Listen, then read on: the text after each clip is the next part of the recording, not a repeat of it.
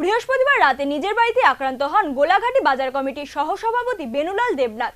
এই দিনে তিনি বাজার কমিটির সহসভাপতি হিসেবে নির্বাচিত হন। বাজারের ক্ষমতা দখল নিয়ে এই আক্রমণ, এমনটাই অভিযোগ আক্রান্তের। গোলাঘাটি বাজার এলাকা দখল নিয়ে প্রাক্তন বাজার কমিটির সম্পাদক গোপাল দেবনাথ ও তার সঙ্গীরা মারধর করেন নবনিযুক্ত সহসভাপতি বেনুলাল দেবনাথকে।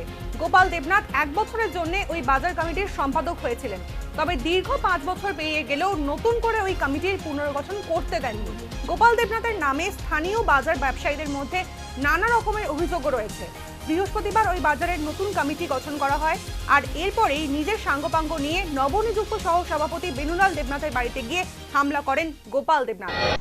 আজকে তো ভাই বিগত 5 বছর আগে গোলাঘাটি বাজারের মনে করেন আমরা বাজার সেক্রেটারি আছিল গোপাল দেবনাথ।